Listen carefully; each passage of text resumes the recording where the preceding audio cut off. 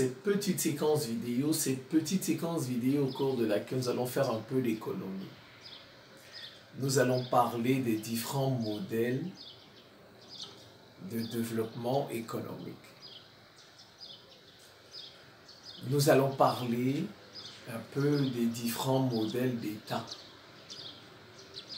Nous allons parler un peu, si j'oublie pas, des investissements étrangers qui sont un fléau pour l'Afrique. En fait, vous savez, on nous a trompés, nous Africains. Les Occidentaux nous ont trompés, comme ils continuent de nous tromper. Ils nous ont trompés même dans les programmes éducatifs. En fait, les programmes éducatifs ne sont pas faux. Ils ne sont pas faux. Mais sauf que le programme qui nous convient n'est pas dans notre programme éducatif. Voilà, il n'est pas dans notre programme éducatif. L'Afrique, le modèle néolibéral, le modèle économique néolibéral, où l'on privatise tout, on libéralise tout, où tout est dérégulé, la dérégulation, n'est pas bon pour l'Afrique. Pourquoi? Parce que l'Afrique n'a pas encore d'industrie. Ce genre de modèle néolibéral, où l'État n'intervient pas du tout, où l'État intervient peu, on parle d'État gendarme, un État libéral c'est un État gendarme, où il veille, l'État ici, il va veiller aux libertés individuelles. Voilà, que vos libertés à vous soient respectées. Et il doit construire des infrastructures que le privé ne peut pas construire. Parce qu'en fait, ces infrastructures ne sont pas rentables pour le privé. Donc voilà ce qu'il doit construire. Il doit mettre en place la police, la justice et la défense. Voilà un peu l'État libéral et l'État néolibéral. Donc nous, en Afrique, nous n'avons pas besoin d'un tel État. Un État qui intervient, moins d'État dans l'économie. Nous n'en avons pas besoin. Au contraire, nous avons besoin de plus d'État dans l'économie. Pourquoi? Parce que nous n'avons pas d'industrie en Afrique. Ou bien nous n'en avons pas suffisamment. Donc vous voyez, on nous a trompés en nous demandant de mettre en place des politiques libérales ou des politiques néolibérales, alors que le tissu économique ne s'y prête pas. Ce qu'on aurait dû nous proposer, c'est un État développeur. Est-ce que vous avez déjà entendu cette expression un jour? Vous avez déjà entendu? Un État développeur, un État, ou bien si vous voulez, un État développeur nationaliste, un État développementaliste nationaliste. Vous avez déjà entendu ça? Non. Non. Je me nomme Simon-Paul Bambo-Ndabo. Je suis le ministre de la Défense de l'Afrique. Ministre de la Défense du peuple noir. Ministre de l'Éducation nationale aussi. Parce que je fais des vidéos d'éducation nationale. Ministre d'un monde multipolaire. Nous ne voulons plus de monopole. Effectivement, quand il y a des monopoles, vous voyez, on nous trompe comme ça parce qu'il y a un qui a le monopole de tout, de la force, il nous impose tout. Et il nous trompe en fonction de ses intérêts, ce que les Occidentaux ont fait. Et je suis ministre aussi de la réciprocité dans les relations internationales.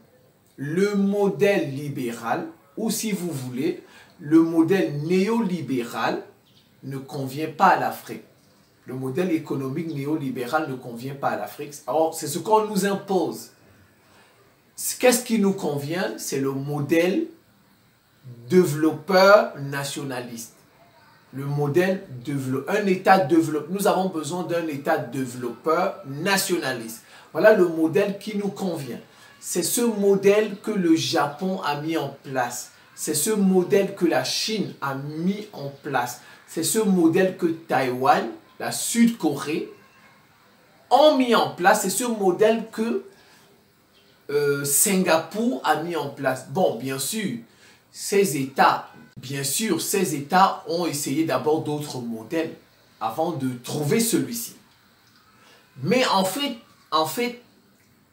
c'est l'Occident qui leur a permis de mettre en place le modèle État développeur nationaliste. Parce qu'ils voulaient combattre les communistes. L'Occident voulait combattre les communistes. Regardez, à l'époque, vous aviez la Nord-Corée communiste, vous aviez la Chine communiste et vous aviez l'URSS communiste. Qu'est-ce qu'on a fait? On a fait briller le Japon. Les Occidentaux ont fait briller le Japon, la Sud-Corée, Taïwan, Singapour. Et je reviens même en Europe. Berlin était divisé en deux. Et vous aviez Berlin-Ouest et Berlin-Est. Vous voyez, on a fait briller Berlin-Ouest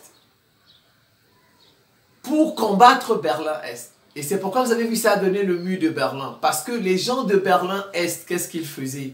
Les gens de Berlin-Est, ils voyaient comment les gens de Berlin-Ouest se comportaient. Là-bas, à Berlin-Ouest, c'était un État développeur. Voilà. C'était un État développeur tout simplement parce que Berlin-Ouest était divisé, appartenait à la France, le Royaume-Uni et les États-Unis. Donc, c'était pas Berlin-Ouest n'était pas une partie, on va dire comme ça, à État développeur nationaliste. Non, parce que nationaliste, ça voudrait dire que c'était les Allemands. Non, mais Berlin-Ouest appartenait aux Occidentaux. Donc, on va dire Berlin-Ouest, c'était une économie à État développeur. À État développeur. C'est l'État qui fait tout. Et les gens de Berlin-Est, quand ils voyaient ça, ils disent, mais là-bas c'est bien. Il y a la liberté. Il y a ceci, cela, il y a cela, ceci. Nous, on va aller là-bas. C'est comme ça qu'on a construit le mur de Berlin. Pour empêcher les gens de Berlin-Est de migrer vers Berlin-Ouest. Parce que ça les séduisait. Donc, c'est la même chose qui s'est passé avec le Japon, la Sud-Corée, Singapour et Taïwan. Les Occidentaux ont permis là-bas un État développeur nationaliste pour faire tomber les régimes communistes, Nord-Corée, Chine et URSS. Je ne sais pas si vous voyez. Donc voilà. Mais ils n'ont pas fait ça. Ils n'ont pas permis qu'il y ait un État développeur en Amérique latine. Parce que là-bas, il n'y avait pas d'enjeu. Et ils n'ont pas permis qu'il y ait un État développeur en Afrique. Parce qu'ils ne voulaient pas le développement de l'Afrique. Vous voyez, ils ne voulaient pas le développement de l'Afrique. Ils voulaient maintenir l'Afrique dans son état comme nous sommes ce que nous sommes là. Voilà. Je vais d'abord vous présenter les différents modèles économiques. Vous avez le modèle néolibéral. Le libéralisme. Le laisser faire, le laisser aller. Il faut privatiser les entreprises. Il faut donner une part substantielle au secteur privé. Secteur privé. Mettre en avant ce qu'on appelle les investissements privés, les investissements étrangers, le secteur privé, la propriété, on va dire comme ça, les capitaux doivent circuler. Les capitaux doivent circuler à travers le monde, les capitaux, qu'ils soient français, états-unis, ils doivent circuler et pouvoir arriver dans tous les pays. On va dire tout simplement les investissements directs étrangers. Vous avez aussi, bon, s'agissant des investissements, par exemple, vous avez trois types d'investissements. Vous avez les IDE, les investissements directs étrangers, et vous avez les investissements de portefeuille, et vous avez l'aide internationale. Si vous voulez, ce qui est bizarre, je vais vous dire, ce qui est bizarre, allez dans une librairie, je vous dis ça, allez dans une grande librairie, ou bien si vous êtes à l'université, allez à la bibliothèque de l'université, allez dans le rayon économique. Vous ne verrez pas un livre qui parle de l'État développeur nationaliste. Vous ne verrez pas. Vous ne verrez pas. Allez, peu importe, je dis en Afrique. Allez dans un pays, vous êtes dans un pays en Afrique, n'est-ce pas? Allez dans une bibliothèque universitaire, allez dans une librairie de grande place. Ou bien même aller au centre culturel français, parce que le plus souvent dans nos pays, au centre culturel français, il y a beaucoup de livres. Vous allez au rayon économie. Moi, j'ai fait ça. Moi, j'ai fait cette expérience-là. Il n'y a pas de livre sur l'État développeur nationaliste. Or, c'est le modèle économique qui nous convient. C'est le modèle économique qui nous convient. Il n'y en a pas. Il n'y en a pas. Il n'y a pas de livre sur ça. Il n'y en a pas. Moi, j'ai discuté avec des étudiants en économie. Jusqu'à master, niveau master, moi j'ai discuté avec des étudiants en économie. Je leur ai demandé, je suis venu, j'ai discuté avec eux, je leur ai demandé, moi je voudrais savoir c'est quoi un État développeur nationaliste. Ils étaient perdus, ils ne savent pas c'est quoi un État. Master, 5e année. 5e année d'université. Ils ne savent pas c'est quoi un État développeur nationaliste. Ils ne savent pas. Bon, nationaliste, au moins les a aidés. Bon, nationaliste, ça veut dire nationaliste qui fait la promotion de son pays, on va dire ça comme ça. Bon, ils ont compris ça comme ça, développeur. Bon, mais développeur, ça veut dire que qui développe. On veut dire ça. C'est comme ça que... Voilà. Mais ils ne savent pas ce que c'est. Ils m'ont dit qu'ils n'ont pas un cours comme ça. Ils n'ont pas un cours comme ça, c'est quoi? C'est avec moi qu'ils ont entendu.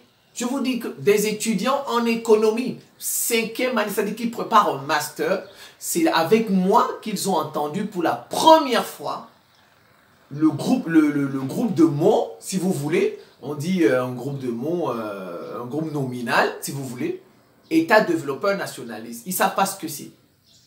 En 5e année. Donc, il n'y a pas de livre dans les centres culturels français. Il n'y a pas de livre dans les bibliothèques africaines, dans les pays francophones. Il n'y a pas de livre dans les bibliothèques universitaires, si vous allez au rayon économique, qui parle d'État développeur national. Il n'y en a pas. Il n'y en a pas, et pourtant c'est le modèle qui nous convient. C'est le modèle qui a été mis en place par la Chine après la mort de Mao Tse-tung. Après la mort de Mao Tse-tung, c'est la Chine que vous voyez là a mis en place ce modèle. La Chine. Voilà, la Chine que vous voyez a mis en place ce modèle, le modèle développeur nationaliste. C'est ce modèle qui nous convient. Il n'y en a pas, il n'y a pas de livre. Je vais d'abord vous présenter les différents modèles. Il faut comprendre, les Occidentaux, il y a le modèle esclavagiste de la colonisation, de l'exploitation internationale. Voilà. Ça, c'est le modèle occidental. Les Occidentaux se sont développés grâce à l'esclavage des autres peuples, grâce à la colonisation des autres peuples, grâce à l'exploitation des autres peuples, grâce au pillage des matières premières des autres peuples. Ils n'ont pas payé les matières premières. La France ne payait pas nos matières premières. Le Royaume-Uni ne payait pas les matières. Voilà comment ils se sont développés. Donc je reprends. Ça, c'est le premier modèle. Le premier modèle, c'est celui des Occidentaux. Les Occidentaux ne se sont pas développés avec le modèle néolibéral ou bien le modèle libéral. C'est pas possible. C'est faux. Si quelqu'un vous dit que c'est vrai, c'est faux. C'est faux. Je vous donne des exemples. La guerre de sécession. Le Sud esclavagiste, le Nord industrialisé. Donc le Nord, c'est quand il s'est industrialisé qu'il a abandonné l'esclavage. Vrai ou faux? Le Nord des États-Unis. Vrai ou faux? Prenons la doctrine Monroe, l'un des présidents des États-Unis, la doctrine Monroe. La doctrine Monroe parle de quoi? De l'isolationnisme. Les États-Unis étaient un pays isolationniste. Donc, les États-Unis ne faisaient pas du commerce international avec les autres. Donc, vous voyez, le libéralisme, non, non, non, ça c'était dans des livres, ces théories-là, les théories du libéralisme, c'était dans des livres. C'était tout. Eux-mêmes ne pratiquaient pas ça, les Occidentaux. Ils ne pratiquaient pas ça. La crise de 1929, c'était quoi? La crise de 1929, c'était quoi? C'était une crise de surproduction, vrai ou faux? De surproduction, ce qu'ils ont produit, ils ne trouvaient pas de débouchés. Ça veut dire qu'il n'y avait pas d'échanges internationaux. Vous avez vu? Donc c'était des États. Le modèle occidental, c'est un modèle esclavagiste, colonialisateur, d'exploitation et de pillage des matières premières des autres peuples. C'est ce modèle qui a développé l'Occident. C'est ce modèle. Vous avez compris? Donc, Même la répartition du travail. Il y en a qui vont venir vous dire, oh, il faut répartir le travail, il faut diviser le travail. Non, oui, les économistes anglais ont théorisé la division du travail depuis Adam Smith. Ils ont théorisé ça depuis 1700 quelque chose. Mais on n'a jamais appliqué ça. C'est en 1925 là que le Fordisme, le Taylorisme, non, le Taylorisme, le Fordisme, ça c'est en 1925 comme ça, où il fallait diviser, répartir le travail. Donc vous voyez, même certains qui vont venir vous dire que les Occidentaux s'en sortent mieux parce qu'ils répartissent. C'est pas parce qu'ils travaillent beaucoup, c'est pas parce qu'ils ont beaucoup de temps de travail. Ils travaillent par exemple 5 jours dans la... Non, non, c'est pas ça. Certains vont vous dire c'est parce qu'ils ont réparti le travail. Ils ont divisé le travail. Non! Ils ont divisé le travail au XXe siècle. Ils ont divisé le travail au XXe siècle, vers 1900, avant la Deuxième Guerre mondiale. Après la crise de 1900, peut-être 29 là. Mais bien avant, le modèle qu'ils employaient, c'était le modèle esclavagiste, colonialisateur, de l'exploitation des autres peuples et le pillage des matières premières. Voilà, c'est le modèle qu'a développé l'Occident. C'est ça, ce modèle qu'a développé l'Occident. Il faut bien comprendre ça. Ce n'est pas le modèle libéral qui a développé l'Occident, ce n'est non plus le modèle néolibéral qui a développé l'Occident. L'Occident a fait travailler d'autres peuples. Il a exploité d'autres peuples. Il a exploité les terres des autres peuples pour prendre les matières premières, les produits agricoles, le café, etc., le cacao. Vous voyez, l'Occident, il a spécialisé, lui-même ne s'est pas spécialisé, mais il a spécialisé les pays. Par exemple, le Brésil devait faire du café. La France, le Royaume-Uni a fait que le Ghana va faire du cacao. La Côte d'Ivoire va faire du cacao, le Cameroun, vous voyez, eux-mêmes ne se sont pas spécialisés. Vous voyez, ils n'ont pas appliqué les théories libérales économiques. Ils ont appliqué ça chez d'autres peuples. Mais chez eux, ils ont diversifié leur économie. En France, on a diversifié l'économie. Au Royaume-Uni, on a diversifié l'économie. Sur leur propre territoire, ils ont diversifié, mais ils ont appliqué les théories libérales chez les autres. Chez eux, ils n'ont pas appliqué. Je ne sais pas si vous comprenez. Donc ça, c'était le premier modèle, je reprends. Le premier modèle des Occidentaux, c'est le modèle esclavagiste, colonialiste, colonialisateur, comme vous voulez, exploitateur des richesses des autres peuples et pilleur. C'est le modèle pilleur. Maintenant, certains pays sont devenus indépendants, dont le Brésil, etc. Voilà, certains pays sont devenus indépendants. Alors, les pays qui sont devenus indépendants, surtout ceux de l'Amérique latine, ils ont mis en place, et quelques pays de l'Asie, même les Taïwan, tout ça. Comme je vous ai dit au début, ces pays, ils ont essayé plusieurs modèles avant de trouver leur voie. C'est toujours comme ça, on tâtonne. Et ensuite, on trouve, en fonction de la géopolitique, de la géostratégie, on trouve sa voie. Ils ont trouvé leur voie parce que nous étions en plein communisme. Et comme les Occidentaux voulaient faire tomber le communisme, on leur a permis de mettre en place le modèle développeur, le modèle développeur nationaliste. Bon, avant d'arriver là-bas. Donc, le deuxième modèle, c'est le modèle de la colonisation. Le deuxième modèle, je disais, c'est le modèle de la colonisation. En fait, parce que ces pays étaient sortis de la colonisation, mais ils ont continué le même modèle. Ils ont continué, c'est un peu comme l'esclave qu'on libère.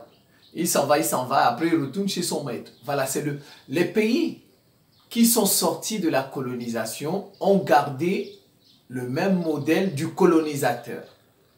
Par exemple, certains pays de l'Amérique latine, comme le Brésil, le Mexique, c'est le modèle de la colonisation qui est fondé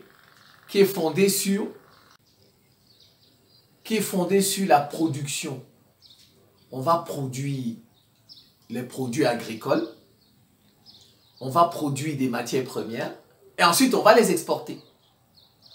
le Mexique, le Brésil, de nombreux pays de l'Argentine, de nombreux pays de l'Amérique latine l'ont fait. C'est le modèle de la colonisation qui est fondé, qui est basé sur la production et l'exportation des produits agricoles et des matières premières. Donc, le Brésil, par exemple, il va produire de la canne à sucre, il va produire du café et il va l'exporter. Il va l'exporter. Il va, les matières premières, par exemple, et il va l'exporter. Voilà, ça, c'est le deuxième modèle. Nous, en Afrique, quand on a pris les indépendances, on nous a maintenus dans ce modèle. On nous a maintenus dans ce modèle, le modèle de la colonisation. De la colonisation basée ou bien fondée sur la production des produits agricoles, la production des matières premières et leur exportation. On nous a maintenus dans ce modèle, nous aussi. Comme on a maintenu les pays de l'Amérique latine, nous on nous a maintenus également comme ça. Même les pays d'Asie ont été maintenus dans ce système. Ils ont été maintenus, que ce soit l'Inde, ils ont été maintenus dans ce système. Voilà. Mais c'est quand il y a eu les deux blocs, le bloc capitaliste et le bloc communiste, que ça a changé la face du monde. Vous voyez que ça a changé la face du monde. Vous voyez, ça c'est le deuxième modèle. Je reprends, c'est le modèle de production, le modèle fondé sur la production et l'exportation des produits agricoles, comme par exemple le café et les matières premières, l'uranium, etc. Et leur exportation. On exporte sur le marché international et comme d'habitude, ce sont les Occidentaux qui achètent et ils ont créé des bourses pour fixer les prix. Donc ça, c'est le deuxième modèle. Et nous, en Afrique, nous nous sommes retrouvés dans ce modèle après les indépendances. Voilà, maintenant on va passer au troisième modèle. Alors, qu'est-ce qui se passe? Après la Seconde Guerre mondiale, les Occidentaux connaissent ce qu'on appelle les 30 glorieuses. Les 30 glorieuses, c'était bien l'économie, tout ça. Celui-là, par exemple, Roosevelt, il met en place ce qu'on appelle le New Deal, c'est-à-dire l'État-providence. Mais bon, c'était un État-providence qui devait lancer des grands chantiers et les financer et les fait construire par des entreprises des États-Unis. Vous voyez, c'est complètement différent chez nous, par exemple. Chez nous, nous nous endettons auprès des Occidentaux, ou bien peu importe, auprès de qui que ce soit, mais ce sont les Occidentaux qui nous ont maintenus là-dedans, qui ont commencé avec ça. Nous nous endettons, mais sauf que, par exemple, quand nous nous endettons pour construire un pont, le pont, il est construit par la France. Il est construit par... Je donne un exemple. Nous nous endettons auprès de la France, le Club de Paris, pour construire un pont. Et vous allez voir, on nous donne des conditionnalités. On va vous prêter votre argent, mais sauf que l'entreprise qui va construire ce pont, c'est une entreprise française. Ce qui fait que finalement, l'argent que nous avons prêté, il retourne en France. Il retourne en France. Regarde, aux États-Unis, par exemple, quand Roosevelt lance ce qu'on appelle le New Deal, l'État-providence, Roosevelt, quand il emprunte l'argent, pour lancer de grands travaux, ce sont les entreprises des États-Unis qui font ces travaux. Donc l'argent reste aux États-Unis. Ça tourne aux États-Unis. Donc vous voyez, chez nous, l'argent ne reste pas chez nous, mais nous sommes endettés. Nous avons un pont, ou bien nous avons un édifice, une infrastructure, mais l'argent qui a servi, il est retourné chez celui qui nous l'a prêté. Donc nous sommes endettés et nous avons des intérêts à payer. Je ne sais pas si vous voyez, c'est ça la différence par exemple avec les autres. Les autres, quand ils s'endettent par exemple pour faire des chantiers chez eux, l'argent reste chez eux. Mais chez nous, l'argent ne reste pas. Donc nous avons... Passons au troisième modèle. Le troisième modèle, c'est le modèle révolutionnaire communiste. C'est le modèle communiste et révolutionnaire. Voilà, vous savez, les communistes ont fait une révolution. Donc, en 1919, je pense, ou 17, les bolcheviks, ils font tomber le tsar en Russie là-bas. Donc, Lénine, Trotsky, tout ça. Bon, ils mettent en place le communisme. Ensuite, Lénine meurt quelques temps après. C'est Staline qui le remplace. Et puis bon, on a les deux blocs. On a le bloc communiste et le bloc capitaliste. Donc, les communistes, principalement, ce sont, on va dire, l'URSS, la Russie devenue l'URSS, et la Chine. La Chine de Mao et l'URSS de Staline, qui mettent en place le communisme et la révolution. Alors là-dedans, on est dans une planification rigide. C'est l'État qui planifie tout. Et il n'y a pas de propriété privée des moyens de production. On a ce qu'on appelle une propriété publique des moyens de production. On produit pour tout le monde. Ça continue en Chine. Là, le communisme continue en Chine. Alors, mais, sauf que le communisme de l'URSS a montré ses limites. En 91, officiellement, donc il y a d'abord eu la chute du mur de Berlin en 89, et en 82, on va dire en 91, le 25 décembre 91, Gorbatchev, il n'arrive pas à faire des réformes nécessaires. Il n'arrive pas à faire, mais les réformes que la Chine a réussi. Vous voyez, la Chine, elle a réussi ses réformes en 76. Qu'est-ce qui se passe en 76? Mao Tse-tung met en place le maoïsme, l'autarcie.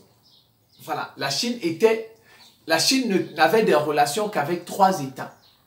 La Nord-Corée, le Vietnam et l'URSS. L'autarcie. Ça ne pouvait pas aller loin. Aucun État, que ce soit personne ne peut vivre en autarcie. Vous-même, un individu, vous ne pouvez pas vivre. Même les moines, ils ne sont pas seuls. Il n'y a pas un moine qui est seul. Ils sont dans un monastère, mais ils sont nombreux là-dedans. Ils vivent reculés de nous. Par exemple, nous qui ne sommes pas moines. Mais ils ne sont pas seuls. Là-bas, dans les monastères, ils sont une vingtaine, une trentaine, une cinquantaine de personnes. Voilà. Donc, la Chine Mao a mis en place ce qu'on appelle l'autarcie. Le maoïsme. Voilà. Mais l'État était un État planificateur dirigiste. C'est l'État qui faisait tout. Il n'y avait pas de propriété privée, comme je l'ai dit, je me répète. C'était plutôt une propriété publique des moyens de production. Donc, on produisait pour tout le monde. Mais ça a montré, avec la mort de Mao, en 76, Mao Tse-tung en Chine, la Chine ne s'est pas développée. La Chine n'est pas devenue forte. Bon, mais elle avait un budget. Vous savez, dans le communisme, dans la révolution communiste, les budgets militaires étaient consistants, exorbitants. C'est pourquoi vous voyez la Russie rivalisait avec les États-Unis.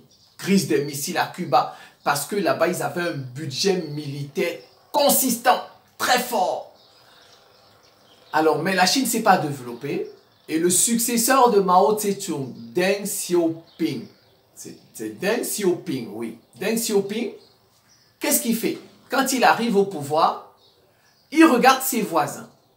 Ses voisins, Japon, Corée du Sud, Taïwan, Singapour, il les regarde. Il dit non, mais non. Ces petits-là sont en train de se développer à une vitesse, je ne sais pas trop quoi. C'est incroyable. Qu'est-ce qu'ils ont fait là-bas? Vous voyez, comme je vous ai dit, les Occidentaux ont permis dans ces pays-là qu'il y ait ce qu'on appelle un État développeur nationaliste pour séduire les autres. Et vous voyez, ça a séduit Deng Xiaoping. Même Deng Xiaoping lui-même, ça l'a séduit. C'est pourquoi Deng Xiaoping a dit, il faut qu'on fasse des réformes. Parce qu'à partir des années 70, je vais revenir sur ça, le Japon a mis en place ce qu'on appelle l'État développeur nationaliste. Même chose pour Singapour, même chose pour Corée du Sud, même chose pour Taïwan. Donc quand Deng Xiaoping a dit, mais non, on a fait l'autarcie, on a fait le maoïsme en 76. Mao meurt, donc Deng Xiaoping vient. Il dit, on a fait le maoïsme, c'est-à-dire l'autarcie, mais on ne s'est pas développé. Voilà le petit Japon. Le Japon qui risque de devenir première économie. Effectivement, vous avez vu la séduction a marché des Occidentaux. La séduction des Occidentaux a marché. Les Occidentaux ont permis que ces pays se développent pour séduire les communistes et faire tomber les communistes. Vous avez vu? C'est pourquoi ils n'ont pas permis. Comme il n'y avait pas de communistes, il y avait pratiquement pas, juste Cuba. Cuba, c'était pas très important. Voilà. Donc, ils n'ont pas permis qu'il y ait un tel système, un tel modèle économique en Amérique latine. Parce que, en fait, les États-Unis voulaient être les seuls maîtres du continent américain. Donc, s'ils avaient permis un tel modèle économique, les pays comme le Brésil, le Mexique, les auraient rattrapés. Et c'était pas bon pour vous. Ils ont trompé toute la planète entière, les États-Unis. Ils n'ont pas que trompé les Africains, mais surtout nous. Parce que même les pays de l'Amérique latine sont mieux que nous. Donc, vous voyez, ils ont un problème particulier avec les Noirs. Les Noirs, vous allez voir, mais regardez même les monnaies, regardez. Ils ont un problème particulier. Les Occidentaux que vous voyez, ils n'aiment pas les Noirs. Ils ne veulent pas que les Noirs progressent. Je vous donne, regardez, le Maroc a sa propre monnaie, vous êtes d'accord avec moi? Est-ce que vous avez déjà entendu un jour que la monnaie du Maroc a un problème? Vous avez déjà entendu un jour? L'Algérie a sa propre monnaie. L'Algérie n'est même pas un grand pays industriel. Encore même le Maroc. Le Maroc produit. Vous voyez, ils ont fait des délocalisations au Maroc. Il y a beaucoup d'entreprises européennes au Maroc. Vous voyez, regardez la Tunisie. La Tunisie a sa propre monnaie. Même la Libye sous Kadhafi avait sa propre monnaie. Même Kadhafi qui était contre eux. Même Kadhafi qui était contre l'Égypte. Mais vous n'avez jamais entendu les monnaies de ces pays de l'Afrique du Nord avoir un comportement comme la monnaie du Zimbabwe. Est-ce que vous avez déjà entendu ça? Est-ce que vous avez déjà entendu ça? Jamais. Jamais. Alors que même dans ces pays, vous aviez même Kadhafi qui était contre les Occidentaux. En fait, vous voyez, c'est le dollar en fait. Ils manipulent le dollar. Ils manipulent le dollar. Ils instrumentalisent le dollar et ça casse votre économie.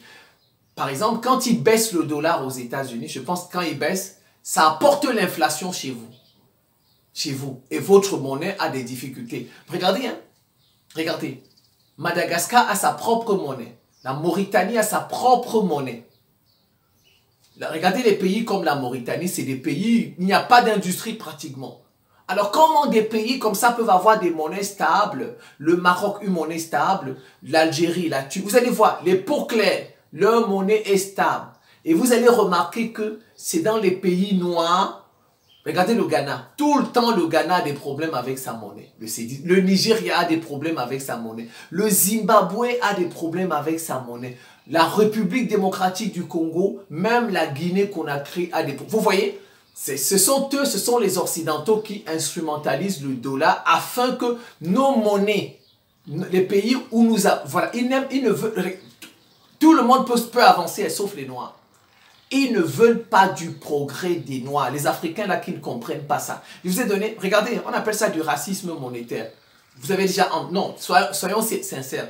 Est-ce que vous avez déjà entendu un jour que la monnaie du Maroc a des problèmes? Jamais. Jamais. Mais tous les jours, la monnaie du Nigeria a des problèmes.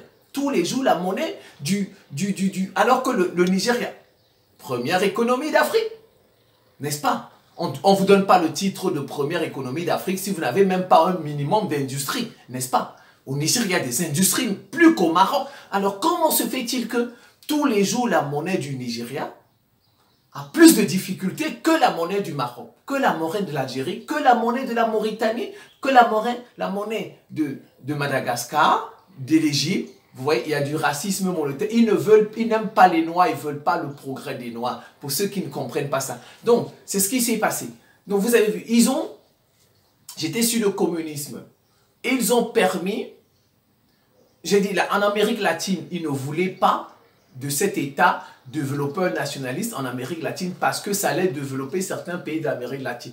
Or, les États-Unis voulaient être les seuls patrons de l'Amérique, du continent américain.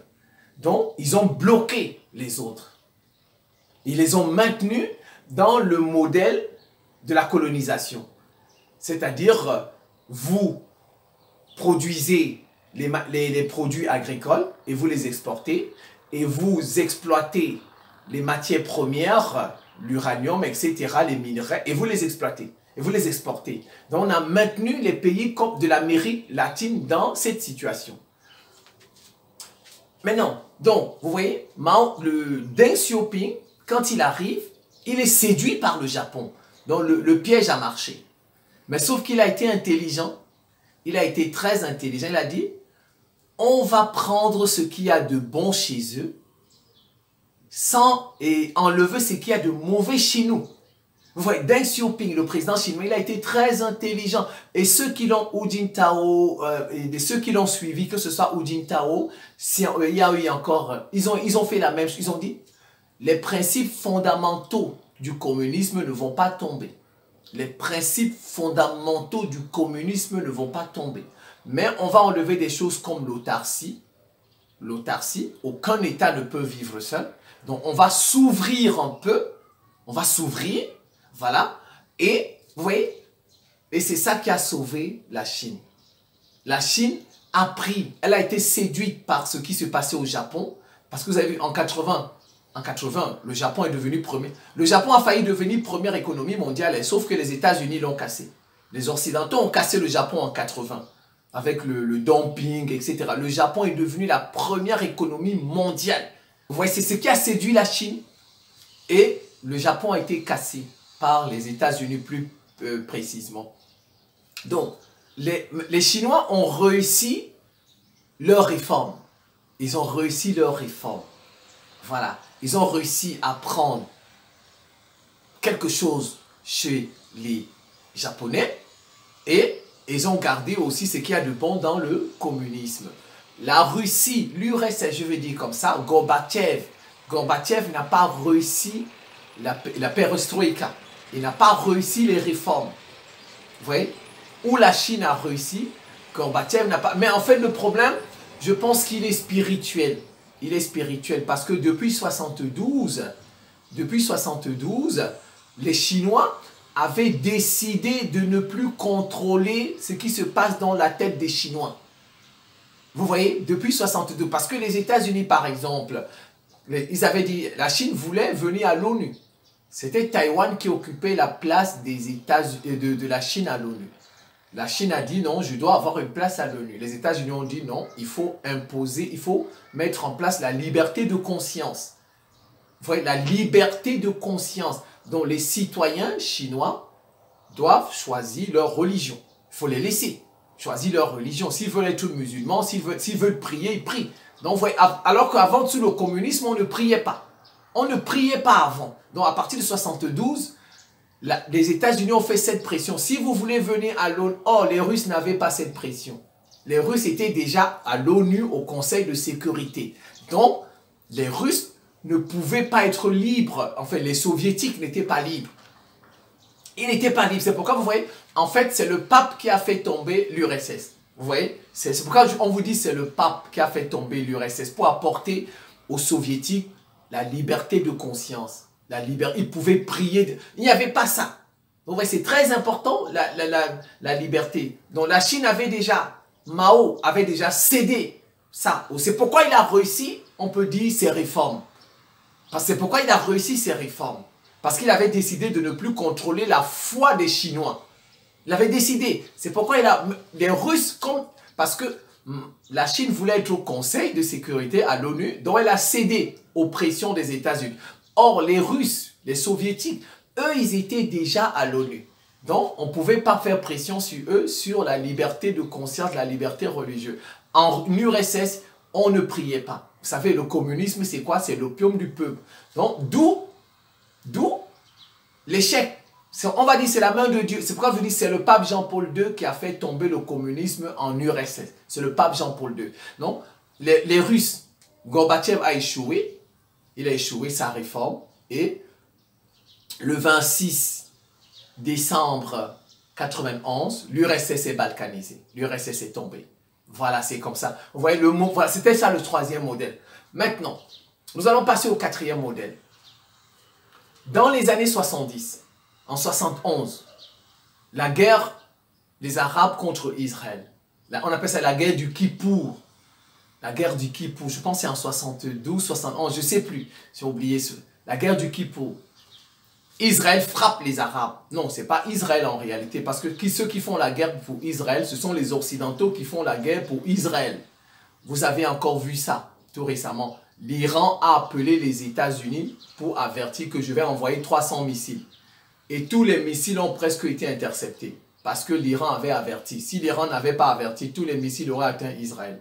Tous les missiles auraient atteint Israël et les drones. Mais l'Iran, vous voyez, en fait, ce sont les Occidentaux qui font la guerre pour Israël. Alors, ils ont battu les Arabes.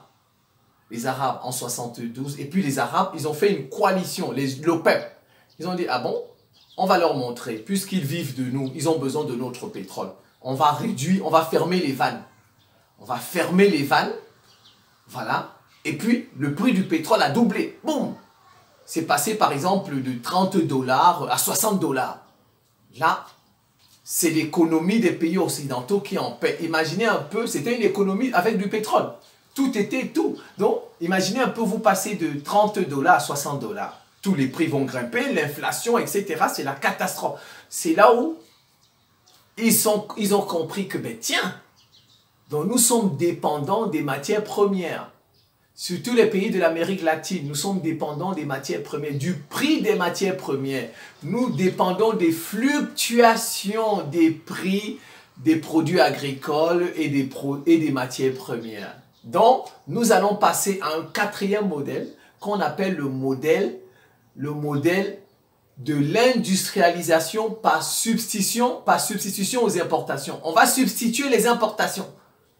Vous voyez? On va substituer les importations. On va industrialiser notre pays pour ne plus dépendre des importations. Donc ça, c'est le quatrième modèle que certains pays ont mis en place. Parce qu'il y a eu le choc pétrolier de 73, le premier choc pétrolier. Voilà. Et ensuite, en 79, il y a eu un deuxième choc pétrolier avec la chute du Shah d'Iran. C'est l'Iran. Vous savez, l'Iran, c'est un pays... On va revenir là. Donc, vous voyez, en 73, premier choc pétrolier. Alors, certains pays ne veulent plus dépendre des fluctuations des prix des matières premières, en un mot, des prix des produits agricoles et des matières premières. Donc, qu'est-ce qu'ils disent? Ah, il faut favoriser une production nationale. Il faut s'industrialiser. Nous devons nous industrialiser. C'est le quatrième modèle. On appelle ça le modèle de l'industrialisation par substitution des importations. On va substituer les importations à donc il faut qu'on soit autonome. L'autosuffisance alimentaire, l'autosuffisance. Donc nous devons nous industrialiser. Vous avez vu, c'était ça. C'est ça le quatrième modèle. Donc de nombreux pays ont mis ça même nous en Afrique. Bon, déjà même, le modèle communiste aussi, certains pays l'ont mis en place. Comme Sékou Touré, comme l'Angola. L'Angola était communiste. Vous avez même le Bénin qui ont fait du socialisme dans le communisme. On ne peut pas mettre le communisme en place, c'est impossible. Le communisme, c'est impossible. On met ce qu'on appelle une politique socialiste. Tous ces pays-là que vous voyez, la Chine, l'URSS, ont fait du socialisme. Ils n'ont pas fait du co. Ils avaient une idéologie communiste, mais l'économie était socialiste. Le communisme, c'est impossible de mettre le communisme en place. Le communisme, c'est quand on sera au ciel chez Dieu, c'est tout. Le communisme, c'est quand on sera chez Dieu au ciel. Sur terre, on ne peut pas mettre en place le communisme, c'est pas possible. Donc, qu'est-ce qu'on fait? On met en place le socialisme. Donc, il y a certains pays qui ont mis ça, tels que la Guinée de Sékou Touré, l'Angola, même l'Éthiopie, qui a fait un coup d'État en 77 à son roi. Donc, certains pays africains ont mis en place le Bénin, le régime socialiste. C'est-à-dire, ils sont devenus communistes. Donc, vous voyez, après le choc pétrolier de 73, on met en place un nouveau mode économique. Le mode de l'industrialisation par substitution des importations. Il faut qu'on devienne autonome, autosuffisant. Parce que les importations, là, ça dépend. Ça fluctue. Parfois, s'il y a un choc, le prix peut monter. Et c'est nous qui aurons faim. Le prix peut baisser, tant mieux. Ben, ainsi de suite. Donc, on ne veut plus dépendre des fluctuations des prix des matières premières. On ne veut plus dépendre des fluctuations des prix des produits agricoles. Donc, il faut qu'on s'industrialise. Et certains pays africains ont fait ça aussi. Le Cameroun a fait ça. Même Sékou Touré, il a changé le socialisme, Sékou Touré. Il s'est ouvert à certains pays, La Chine l'a fait, Sékou Touré s'est réconcilié à la France. En 78, par exemple, Valéry Giscard d'Estaing vient en Guinée. Parce que Sékou Touré se réconcilie à la France. Il s'ouvre. Sékou Touré, il a fait comme la Chine. L'ouverture. Voilà. Même Sékou Touré s'est ouvert. La Guinée s'est ouverte à la France, qu'elle avait chassé depuis 1957 avec le non au référendum. Vous voyez, il y a des pays africains qui ont commencé. Regardez, par exemple, on avait Air Afrique. On avait Air Afrique, notre pays. Il y avait au Cameroun, nous, on avait des industries. Beaucoup d'industries. On avait commencé à s'industrialiser pour ne plus dépendre des fluctuations des prix des matières premières à l'étranger et des produits agricoles. Donc, beaucoup de pays africains ont commencé à s'industrialiser. Passer au 5e modèle. Voilà. Donc, bon, déjà, les Japonais étaient, vous savez, bon, chaque pays, il a son rythme de développement. Les Japonais, ils avaient déjà fait le modèle, on va dire comme ça, d'industrialisation par substitution aux importations. Par substitution aux importations. Parce que bon, le Japon n'a pas de matières premières. Voilà, donc il dépendait, mais il a dit, bon, plutôt les matières premières que je vais recevoir, je vais les transformer et comme ça, je serai autonome. Alors, dans les années 70, comme les Occidentaux voulaient absolument casser, parce que la Russie devenait de plus en plus forte, le monde communiste devenait de plus en plus fort, ils voulaient absolument casser le communisme. Alors, et que le modèle communiste était un modèle, je vais dire, de planification. C'était un modèle dans lequel il y avait juste ce qu'on appelle la propriété publique des moyens de production. Donc, il fallait mettre en face d'eux des pays dans lesquels il y avait la propriété privée des moyens de production, le secteur privé, des hommes d'affaires. Donc, les Occidentaux ont encouragé les hommes d'affaires japonais. Vous voyez, les Japonais sont passés du modèle, on va dire comme ça, du modèle de l'industrialisation par substitution aux importations, et les autres pays, Taïwan, etc., au modèle de l'industrialisation par promotion des exportations. On va produire pour exporter. On va faire du commerce, le commerce international, l'OMC, etc., le GATT, etc. Voilà, on va créer la mondialisation des échanges. Ça, ce sont les Occidentaux. Il faut qu'ils voient comme les autres échangent avec le reste du monde. Et comme ça va faire tomber ces États. La Corée du Nord va tomber, la Chine va tomber, l'URSS va tomber. Donc, vous voyez, c'est pourquoi on a permis aux Japonais de mettre en place ce qu'on appelle le modèle de l'industrialisation par la promotion des exportations. Vous voyez, le Japon est devenu un pays exportateur de voitures, il a fait le dumping. Le Japon est devenu très fort. Et après, donc, nous aussi, on s'industrialisait. Vous voyez, donc les pays ne s'industrialisent pas au même rythme. Donc, vous voyez, les Japonais, depuis les années 70, la Corée du Sud, Taïwan, etc. Mais nous, on faisait ce qu'on appelle l'industrialisation par substitution aux importations. Les Japonais, les pays de l'Afrique, de ces 4 pays, la Taïwan, Corée et puis Singapour, eux, ils étaient déjà passés à l'industrialisation par promotion des exportations. Parce que là, ça devait mettre en exergue, en valeur, le secteur privé des hommes d'affaires qu'il n'y avait pas dans les pays communistes. Et ça allait séduire. Et la Chine a vu ça. La Chine a compris, ah ben, il faut que j'ouvre. Il faut que je mette en place ce qu'on appelle une économie de marché, des hommes d'affaires, etc. La Chine a bien fait sa transition, ses réformes. Vous voyez, la Chine a très bien... C'est l'URSS qui n'a pas réussi ses réformes et l'URSS est tombé. Vous voyez? Et ça a permis même au Japon de devenir première puissance économique. C'est là qu'ils ont vu. Ils ont dit, ah ben tiens, on leur a permis de mettre en place ce qu'on appelle l'État développeur nationaliste. Parce que ce qu'ils ont fait, les Japonais, ce qu'ils ont fait, ils ont mis un État développeur nationaliste. C'est l'État qui a construit toutes les industries au Japon. C'est l'État. Et après, il s'est ouvert aux nationaux. Vous voyez, c'est ce qu'on appelle l'État développeur nationaliste. L'État a construit toutes les industries et après, il a cédé quelques-unes aux nationaux. Il a introduit dans le capital de certaines de ces entreprises aux nationaux pour développer un secteur privé. Parce que c'est l'État a plus de moyens que les particuliers, n'est-ce pas? L'État a plus de moyens pour industrialiser le pays. Et puis l'État, c'est toute une équipe. Or, bon, des particuliers, parfois ils sont pas nombreux, un ou deux, donc c'est l'État qui mène la politique du pays. Donc, il a les moyens. Donc, il peut facilement et rapidement industrialiser le pays. Au lieu de rester là, attendre les privés. Les privés, il faut qu'ils trouvent des moyens à gauche et à droite, et on ne sait pas trop avec qui ils vont aller partiser pour trouver ces moyens. Vous voyez, l'État, il a les moyens, et il peut industrialiser rapidement le pays. C'est pourquoi dans l'État de... Vous voyez, et regardez le Japon aujourd'hui, ça se vérifie avec... Regardez ces pays. Ces pays. Et en plus, c'est un État nationaliste. Regardez, même les pays comme le Japon n'ont pas de dette à l'étranger.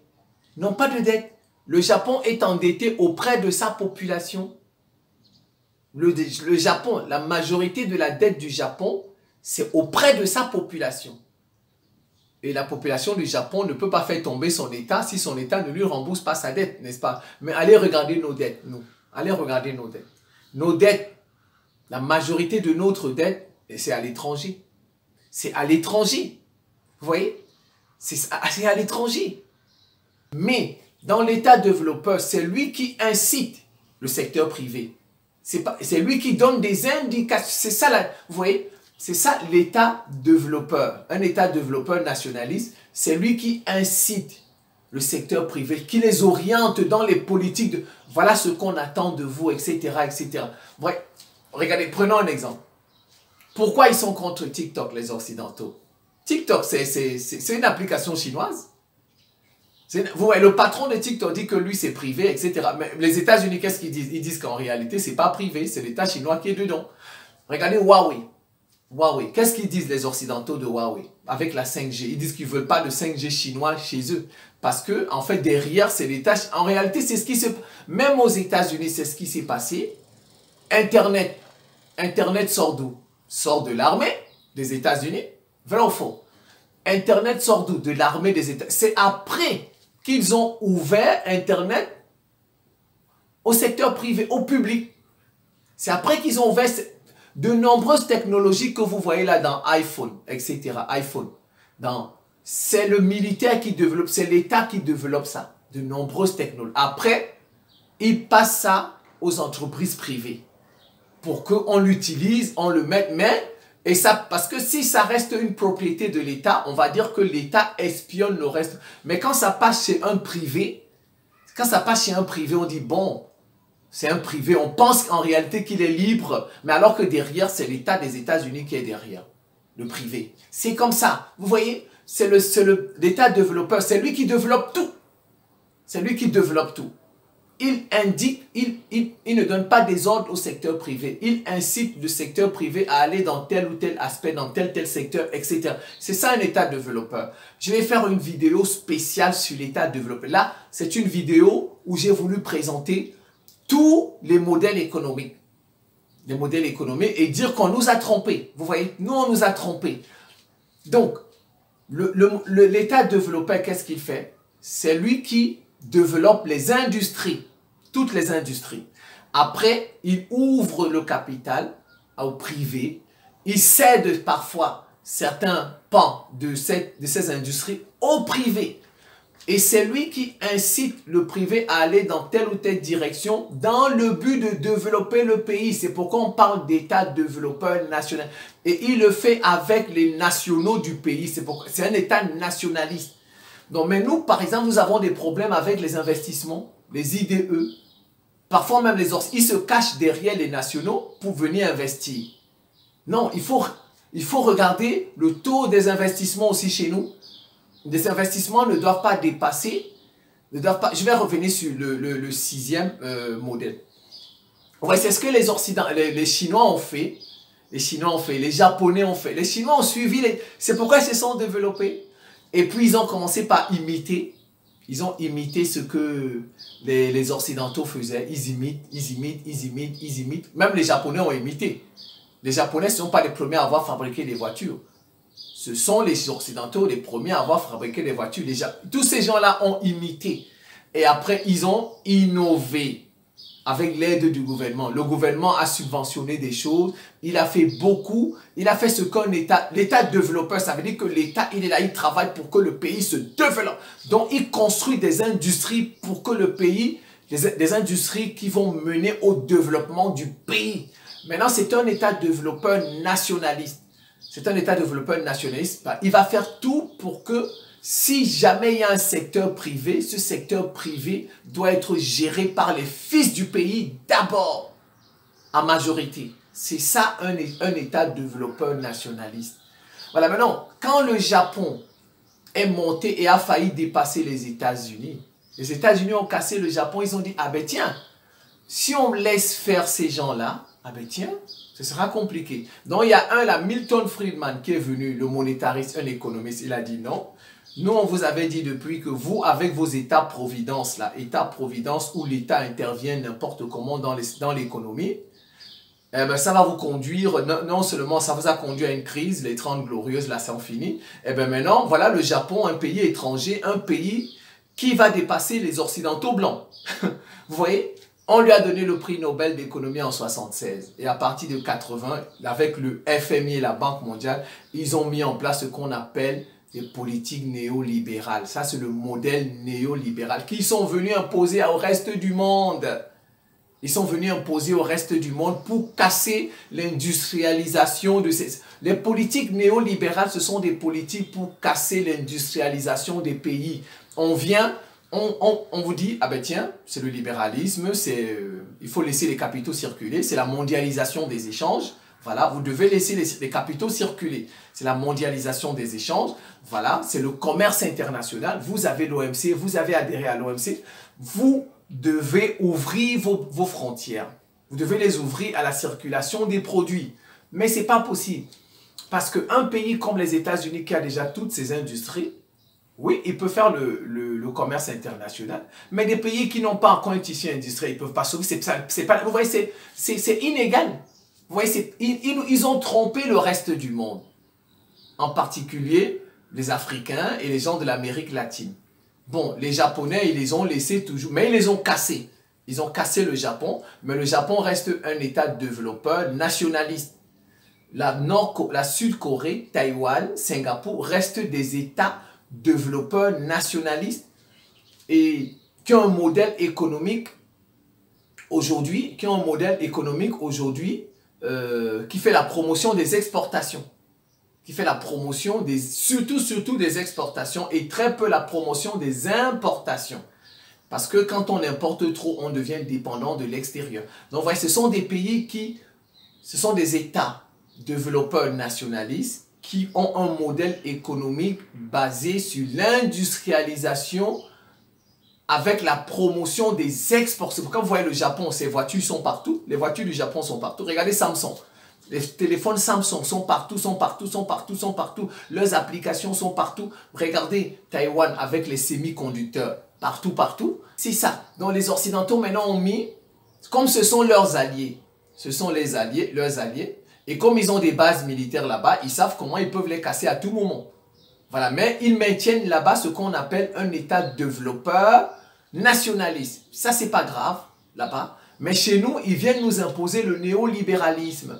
Et vous avez les institutions de Bretton Woods, FMI et Banque mondiale, qui sont les chefs d'orchestre de cette politique, de ce modèle économique néolibéral, de cette politique néolibérale. C'est le FMI, à partir des années 80, qui nous a imposé les PASS, les plans d'ajustement structurel, qui ont été très coûteux pour certains. Il y a eu des morts, il y a eu des revenus par habitant qui ont été amputés de 30 à 40%. Quelqu'un qui touchait 100 000 francs CFA, il peut se retrouver comme ça du jour au lendemain avec 60 000 francs CFA. Avec 60 000 francs CFA. Vous voyez, il y a eu des morts, des gens qui n'avaient plus d'argent pour acheter des médicaments. C'est depuis de 80 à 95, 15 ans là, c'est 15 ans de perte pour nos pays. C'est 15 ans de perte pour nos pays. C'est que le FMI, la Banque mondiale nous ont imposé les politiques néolibérales, les politiques économiques néolibérales. C'est 15 ans de perte pour nous. Malheureusement, ça continue. Ça continue. On continue à privatiser nos entreprises. On continue à tout libéraliser. On continue à tout déréguler. Vous avez dans des pays, chez nous au Cameroun, tout est contrôlé. Les entreprises publiques là sont gérées par des entreprises des États-Unis, de la France. Alors que on doit mettre ce qu'on appelle un protectionnisme éducateur. Un protectionnisme éducateur. On protège le tissu économique naissant, le tissu industriel naissant. Comme j'ai dit, je vais faire une vidéo sur ça. Je vais donner on peut mettre des quotas d'importation, des quotas de ceci, cela, et puis augmenter les barrières douanières. Bon, bien sûr, et créer des zones franches. Par exemple, même la Chine a fait ça. La Chine a créé ce qu'on appelle des zones franches, des zones économiques spéciales. Donc, vous voyez, mais on ne peut pas s'ouvrir comme ça alors que nous n'avons pas le minimum. Vous ne pouvez pas vous ouvrir comme ça alors que vous n'avez pas le minimum. Les autres, ils ont déjà toutes sortes d'industries. C'est normal qu'ils fassent la promotion du néolibéralisme. C'est normal. Alors que même ce ne sont pas des néolibéraux. Je vous l'ai dit. Ils tuent les pays, ils font des guerres à travers le monde pour voler les richesses des gens. Ce ne sont pas des pays libéraux. Ils prônent le néolibéralisme, mais en même temps, ils ne sont pas néolibéraux. Dans la crise de 2007-2009, Barack Obama a dû mettre la main pour relever les banques, pour relever les marchés, pour relever les entreprises privées comme General Motors. Si c'était le néolibéralisme, pourquoi l'État met-il la main là-dedans? Pourquoi l'État met-il la main là-dedans pour relever ces entreprises qui ont fait faillite? Pourquoi? Ces entreprises qui ont fait faillite, vous voyez, même chez eux, ils ne pratiquent pas le néolibéralisme. Même chez eux, ils ne pratiquent pas le néolibéralisme. Ils subventionnent leurs entreprises comme la Chine subventionne ses entreprises. Mais nous, ils viennent nous imposer le néolibéralisme pour nous maintenir dans le sous-développement, afin qu'eux, ils soient toujours au-dessus de nous. Prenons les pays scandinaves. Tous les pays scandinaves, c'est-à-dire Suède, Danemark, Finlande, Norvège, ce sont des États-providence. Ce sont des États-providence. C'est l'État qui fait tout dans l'économie et dans le social. C'est l'État qui fait tout dans l'économie et dans le social. Même la France est un État-providence. Quand vous allez en France, vous pouvez vous faire soigner, même si vous n'avez pas d'argent. C'est quoi ça? C'est un État social? C'est un État social? Vous voyez? Vous avez des gens qui ne pratiquent même pas le néolibéralisme, mais qui viennent imposer ça aux Africains. Mais regardez aujourd'hui, toutes nos entreprises d'État sont privatisées. Toutes nos entreprises clés, toutes nos entreprises stratégiques sont privatisées. Et c'est les IDE, les investissements directs étrangers qui arrivent chez nous à tout moment. C'est dangereux quand vous avez trop d'investissements. Regardez, prenons l'aide au développement. L'aide au développement ne nous a pas fait avancer. C'est toujours de l'investissement. L'aide au développement ne nous a jamais fait avancer. Le Mali a chassé la France. Ils ont coupé l'aide au développement. Le Mali vit. Ils ont coupé l'aide au développement en Centrafrique. Les Centrafricains vivent. Vous voyez, ils ont coupé l'aide au développement au Niger, au Burkina. Tous ces pays vivent. Donc, vous voyez, ces investissements-là qui se cachent derrière ce qu'on appelle l'aide au développement ne valent pas la peine. Donc, il y a des investissements il faut contrôler le taux d'investissement chez nous. Parce que c'est vrai, les investissements ont des avantages. Bon, la vidéo est déjà assez longue. Je vais faire une autre vidéo dans laquelle je vais revenir sur l'État développeur nationaliste et sur les investissements. Les investissements ont des avantages, mais aussi ont des conséquences. Des avantages et des inconvénients. Des inconvénients graves d'ailleurs. Donc, il faut une position équilibriste. Il faut savoir, il faut équilibrer. Comme on dit, en toute chose, c'est la mesure. Il ne faudrait pas qu'il y ait trop d'investissements étrangers chez vous. Que ce soit les IDE, c'est-à-dire les investissements directs étrangers, et que ce soit les investissements de portefeuille, ou bien l'aide au développement, qui est aussi un investissement. Il ne faudrait pas. Parce que c'est dangereux. Le pays il devient dépendant des capitaux étrangers. Le jour où on retire les capitaux étrangers, le pays tombe. Normalement, le pays perd sa souveraineté parce que ses entreprises clés, ses actifs clés sont entre les mains des étrangers. C'est pas normal. Or, eux là même, regardez comme ils sont en train de faire tout pour que TikTok ne soit plus chez eux. Regardez, pourquoi TikTok ne soit plus chez eux? Parce qu'ils se disent que TikTok au service de la Chine. Ils ne vendent pas, ils ne privatisent pas leur compagnie d'électricité, leur compagnie d'eau. Alors qu'en Afrique, nous avons privatisé toutes nos comptes. C'est pourquoi je dis, le modèle néolibéral, on nous a trompés avec le modèle néolibéral. C'est un modèle qui nous a ramenés à l'époque de l'esclavage. Nous sommes en fait esclaves. Nous sommes revenus à... Nous vendons nos matières premières, vous voyez, le modèle de la colonisation, mais comme nous vendons à l'exportation nos produits agricoles, bananes, etc., l'exportation, nous sommes dépendants des fluctuations des prix des matières agricoles et des matières premières, les minerais, etc. Et comme ils ont réussi à privatiser toutes nos entreprises clés, ils nous contrôlent, donc nous sommes dans l'esclavage. Nous sommes revenus dans le premier modèle, mais dans le premier modèle qui ne nous profite pas, mais qui profite à eux. Le premier modèle, il est profitable aux Occidentaux, mais il ne nous profite pas. Nous sommes revenus dans le modèle esclavagiste, colonisateur, exploitateur, pilleur, parce qu'ils contrôlent toutes nos entreprises clés. Et nous, qu'est-ce qu'on fait? Toutes nos productions agricoles et toutes nos matières agricoles qu'on exploite, eh ben c'est à l'exportation, on va vendre. Donc, il faut changer ça. Le bon modèle pour nous, l'Afrique, c'est le modèle développeur nationaliste. Le modèle que la Chine, le Japon, Singapour, Taïwan, la Sud-Corée ont mis en place. Et aujourd'hui, nous avons la possibilité de mettre ça parce qu'on peut se libérer d'eux. Avant, ils pouvaient nous menacer militairement, mais aujourd'hui, il y a la Russie. On peut signer des accords militaires avec la Russie et être libre de mettre en place notre modèle à nous. C'est le modèle que je reprends. Le modèle de l'industrialisation en minimisant les importations, en minimisant l'importation et en faisant la promotion des exportations. C'est un modèle développeur nationaliste dans lequel l'État crée des entreprises pour développer le pays, mais il y a aussi un secteur privé nationaliste et qui suit les incitations de l'État. L'État lui dit non, allez dans tel sens, allez dans cet, etc. Bon, mais vous voyez, nous-mêmes, on achète beaucoup d'Africains. On les achète, on leur donne des financements. Vous voyez un Africain qui a une entreprise, vous pensez que c'est sa propre entreprise, alors que normalement, derrière, ce sont les Occidentaux qui sont avec lui. Ce sont les Occidentaux. Vous voyez, donc on nous a trompés. Même dans les programmes éducatifs, on nous a trompés. On n'a pas mis ça dans nos programmes éducatifs en économie. Comme je vous ai dit au début, vous discutez avec des étudiants en économie, ils ne connaissent pas c'est quoi un État développeur nationaliste. Et pourtant, ils connaissent c'est quoi un État gendarme, c'est quoi un État minimal, c'est quoi un État libéral, néolibéral, un État providence, parce que c'est fait à dessein. Ça fait à dessein, on nous a appris tous ces États-là parce que ceux-là ne peuvent pas nous faire progresser. Ce qui peut nous faire progresser, c'est l'État développeur nationaliste. L'État qui investit, qui industrialise et qui travaille avec le secteur privé. Il faut des privés, mais des privés nationalistes. Au moins à 75-80%. Et il faut réduire les investissements étrangers. On n'a pas dit non. On n'a pas dit non aux investissements étrangers, mais il faut les réduire. Il faut les réduire. Donc, je pense que je vais m'en tenir là. Je vais faire prochainement une autre vidéo, parce que ça, c'était une vidéo longue et dans laquelle j'ai mis tous les modèles. Tous les modèles.